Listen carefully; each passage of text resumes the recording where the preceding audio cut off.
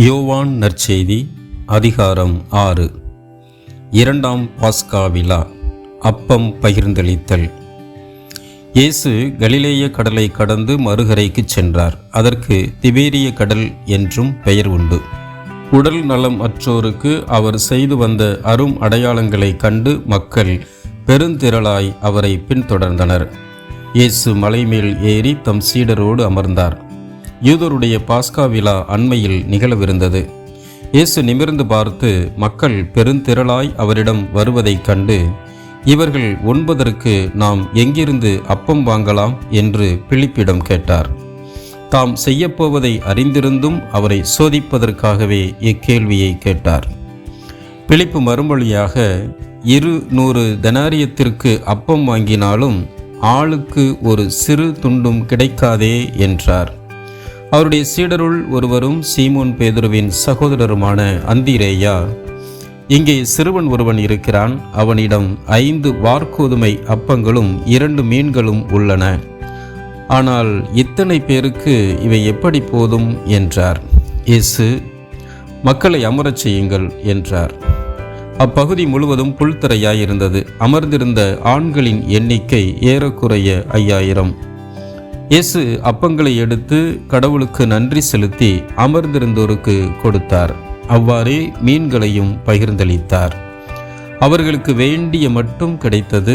அவர்கள் வயிறார உண்டபின் ஒன்றும் வீணாகாதபடி எஞ்சிய துண்டுகளை சேர்த்து வையுங்கள் என்று தம் சீடரிடம் கூறினார். மக்கள் உண்டபின் 5 வார்கோதுமை அப்பங்களிலிருந்து எஞ்சிய துண்டுகளை சேர்த்து சீடர்கள் 12 கூடைகளில் நிரப்பினார்கள். இயேசு செய்த இந்த அரும் அடையாளத்தை கண்ட மக்கள், உலகிற்கு வரவிருந்த இறைவாக்கினர் உண்மையில் இவரே என்றார்கள். அவர்கள் வந்து தம்மை பிடித்து கொண்டு போய் அரசராக்கப் போகிறார்கள் என்பதை உணர்ந்து இயேசு மீண்டும் தனியாய் மலைக்கு சென்றார். இயேசு கடலை கடந்து செல்லுதல். மாலை வேளையானதும் இயேசுவின் சீடர்கள் மறுகரைக்கு வந்து படகேறி மறுகரையிலுள்ள கப்பர்நாகுமுக்கு புறப்பட்டார்கள். ஏற்கனவே இருட்டிவிட்டது. இயேசுவும் அவர்களிடம் அதுவரை வந்து சேரவில்லை. அப்போது பெருங்காற்று வீசியது. கடல் பொங்கி எழுந்தது. அவர்கள் 5 அல்லது 6 கிலோமீட்டர் தொலை படகை ஓட்டிய பின் இயேசு கடல் மீது நடந்து படகருகில் வருவதைக் கண்டு அஞ்சினார்கள். இயேசு அவர்களிடம், நான் தான், அஞ்சாதீர்கள் என்றார். அவர்கள் அவரை படகில் ஏற்றிக்கொள்ள விரும்பினார்கள். ஆனால் படகு உடனே அவர்கள் சேர வேண்டிய இடம் போய் சேர்ந்துவிட்டது. உணவு வேண்டல். சீடர்கள் புறப்பட்ட கரையிலேயே மறுநாளும் மக்கள் கூட்டமாய் நின்று கொண்டிருந்தார்கள். முந்தின நாள் ஒரு படகை தவிர வேறு படகு எதுவும் அங்கு இல்லை என்பதையும், அதில் இயேசுவின் சீடர்கள் மட்டும் போனார்களே அன்றி இயேசு அவர்களோடு அப்படகில் ஏறவில்லை என்பதையும் அவர்கள் கண்கூடாக பார்த்திருந்தார்கள். அப்போது ஆண்டவர் கடவுளுக்கு நன்றி செலுத்தி கொடுத்த உணவை மக்கள் உண்ட இடத்திற்கு அருகில் திபேரியாவிலிருந்து படகுகள் வந்து சேர்ந்தன. இயேசுவும் அவருடைய சீடரும் அங்கு இல்லை என்பதை கண்ட மக்கள் கூட்டமாய் அப்படகுகளில் ஏறி இயேசுவை தேடி கப்பர்நாகுமுக்கு சென்றனர். அங்கு கடற்கரையில் அவர்கள் அவரை கண்டு, ரபி, எப்போது இங்கு வந்தீர் என்று கேட்டார்கள். இயேசு மறுமொழியாக, நீங்கள் அரும் அடையாளங்களை கண்டதால் அல்ல, மாறாக அப்பங்களை வயிறார உண்டதால் தான் என்னை தேடுகிறீர்கள் என உறுதியாக உங்களுக்கு சொல்கிறேன். அழிந்து போகும் உணவுக்காக உழைக்க வேண்டாம், நிலை வாழ்வு தரும் அழியாத உணவுக்காகவே உழையுங்கள். அவ்வுணவை மானிட மகன் உங்களுக்கு கொடுப்பார். ஏனெனில் தந்தையாகிய கடவுள் அவருக்கே தம் அதிகாரத்தை அளித்துள்ளார் என்றார். அவர்கள் அவரை நோக்கி, எங்கள் செயல்கள் கடவுளுக்கு ஏற்றவையாக இருப்பதற்கு நாங்கள் என்ன செய்ய வேண்டும் என்று கேட்டார்கள். இயேசு அவர்களை பார்த்து, கடவுள் அனுப்பியவரை நம்புவதே கடவுளுக்கு ஏற்ற செயல் என்றார். அவர்கள், நாங்கள் கண்டு உம்மை நம்பும் வகையில் நீர் என்ன அரும் அடையாளம் காட்டுகிறீர்? அதற்காக என்ன அரும் செயல் செய்கிறீர்? எங்கள் முன்னோர் பாலை நிலத்தில் மன்னாவை உண்டனரே, அவர்கள் உண்பதற்கு வானிலிருந்து உணவு அருளினார் என்று மறைநூலிலும் எழுதப்பட்டுள்ளது அல்லவா என்றனர். இயேசு அவர்களிடம், உறுதியாக உங்களுக்கு சொல்கிறேன், வானிலிருந்து உங்களுக்கு உணவு அருளியவர் மோசே அல்ல, வானிலிருந்து உங்களுக்கு உண்மையான உணவு அருள்பவர் என் தந்தையே. கடவுள் தரும் உணவு வானிலிருந்து இறங்கி வந்து உலகுக்கு வாழ்வு அளிக்கிறது என்றார். வாழ்வு தரும் உணவு.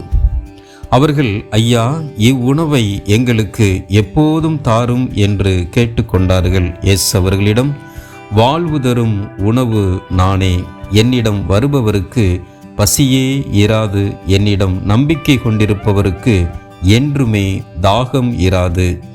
ஆனால் நான் உங்களுக்கு சொன்னவாறே நீங்கள் என்னை கண்டிருந்தும் நம்பவில்லை. தந்தை என்னிடம் ஒப்படைக்கும் அனைவரும் என்னிடம் வந்து சேருவர். என்னிடம் வருபவரை நான் புறம்பே தள்ளிவிட மாட்டேன். ஏனெனில் என் சொந்த விருப்பத்தை நிறைவேற்ற அல்ல, என்னை அனுப்பியவரின் விருப்பத்தை நிறைவேற்றவே நான் விண்ணகத்திலிருந்து இறங்கி வந்தேன். அவர் என்னிடம் ஒப்படைக்கும் எவரையும் நான் அழிய விடாமல் இறுதி நாளில் அனைவரையும் உயிர்த்தெழச் செய்ய வேண்டும். இதுவே என்னை அனுப்பியவரின் திருவுளம். மகனை கண்டு அவரிடம் நம்பிக்கை கொள்ளும் அனைவரும் நிலை வாழ்வு பெற வேண்டும் என்பதே என் தந்தையின் திருவுளம். நானும் இறுதி நாளில் அவர்களை உயிர்த்தெழச் செய்வேன் என்று கூறினார்.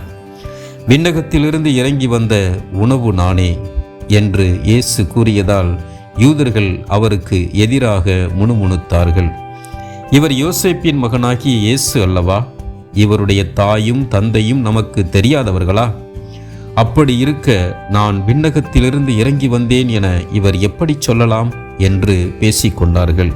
இயேசு அவர்களை பார்த்து கூறியது, உங்களிடையே முணுமுணுக்க வேண்டாம். என்னை அனுப்பிய தந்தை ஈர்த்தால் ஒழிய எவரும் என்னிடம் வர இயலாது. என்னிடம் வருபவரை நானும் இறுதி நாளில் உயிர்த்தெழச் செய்வேன். கடவுள்தாமே அனைவருக்கும் கற்றுத்தருவார் என இறைவாக்கு நூல்களில் எழுதியுள்ளது. தந்தைக்கு செவி சாய்த்து அவரிடமிருந்து கற்றுக்கொண்ட அனைவரும் என்னிடம் வருவர்.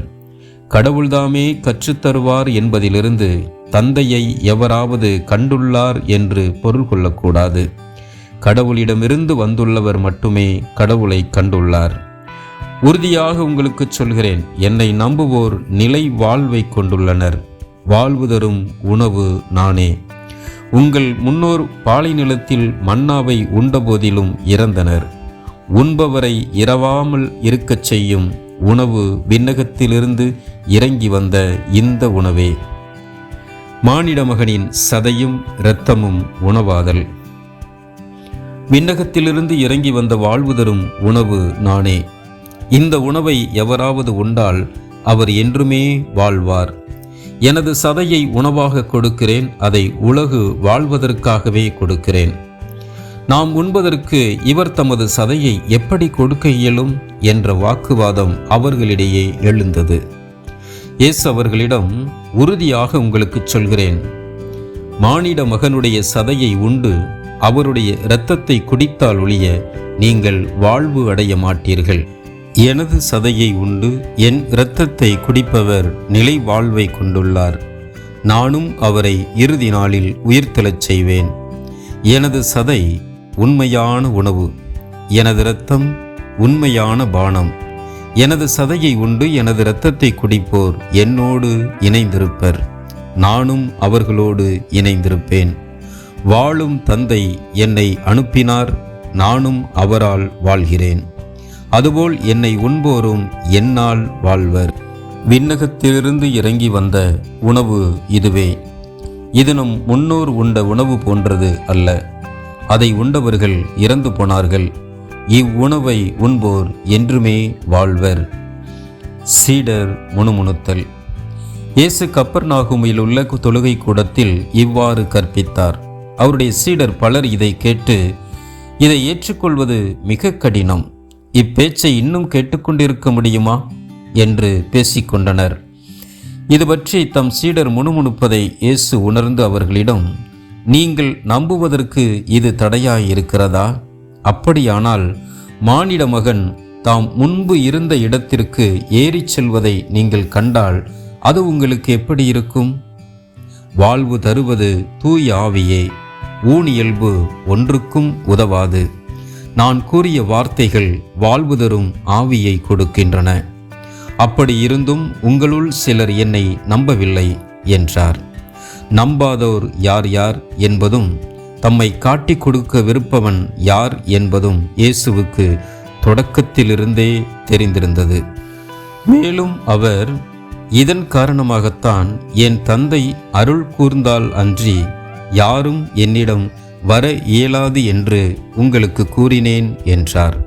பேதுருவின் அறிக்கை. அன்றே இயேசுவின் சீடருள் பலர் அவரை விட்டு விலகினர். அன்று முதல் அவர்கள் அவரோடு சேர்ந்து செல்லவில்லை.